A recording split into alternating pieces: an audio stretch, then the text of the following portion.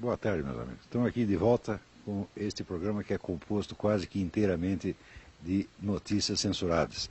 Notícias que você não lerá e nem ouvirá em parte alguma, porque elas escapam à grade de preferências da classe jornalística nacional, a qual há muito tempo já desistiu da sua missão de informar e decidiu nomear-se uma agente de transformação social, ou seja, uma agente de propaganda política, de manipulação e de indução ao erro.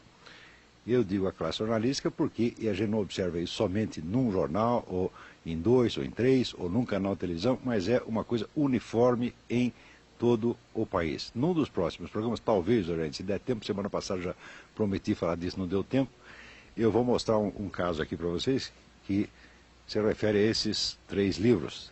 The Deception Game, O Jogo do Engodo, escrito por Ladislau Bittmann. Ladislau Bittmann era o chefe da espionagem tcheca no Brasil, nos anos 60. Escreveu também esse livro, A KGB e a Desinformação Soviética, que são livros de memórias, onde ele conta o trabalho que ele fez para a KGB no Brasil, naquela época. E este aqui é um outro livro de um historiador inglês, Christopher Andrew. O arquivo chama-se The Sword and the Shield, quer dizer, a espada e o escudo, e que é um livro também sobre a atuação da KGB no mundo, com um capítulo muito interessante sobre o Brasil. A partir destas narrativas que foram divulgadas muito recentemente, com documentos dos arquivos de Moscou, você verá que você está sendo enganado sobre a história do Brasil. Isso é um capítulo importantíssimo da história do Brasil há 41 anos. Enganado não só pela totalidade da mídia, mas também pelo sistema educacional. E isto, vamos dizer, contado pelo próprio agente, pelo próprio autor da trama, da qual nós ainda continuamos sendo vítimas até hoje. Mas isso ainda não é para agora, isso vai ficar para depois.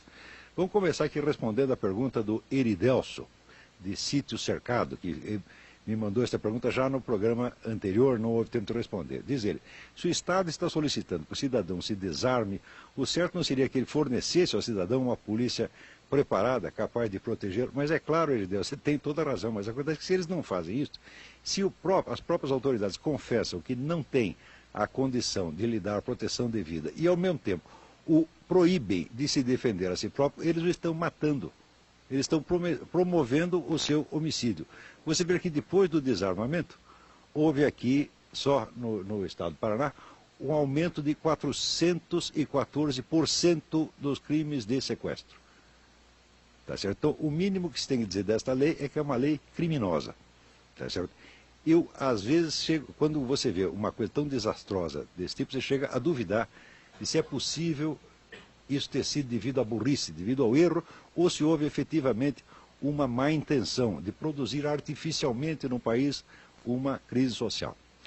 Uma dos elementos importantes que tem com relação a esta coisa do desarmamento é que, depois de alguns meses de desarmamento da cidade, o governo já estava entusiasmadíssimo de estender a operação para o campo, Desarmar o campo significa simplesmente desarmar os fazendeiros. Então, você sabe que um fazendeiro, vamos dizer, com 30 guardas armados, ele pode se defender contra uma invasão de 2.000, 3.000 pessoas armadas com armas brancas. Mas os 30 não poderão absolutamente nada contra os 1.000 e 2.000. E este desarmamento rural é feito para iniciar aqui exatamente o que já acontece no Zimbábue e na África do Sul.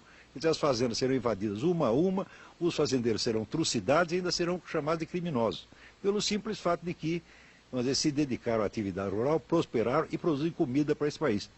Você sabe que o Brasil, no momento, é sustentado por praticamente um ramo de atividade só, que é o agronegócio.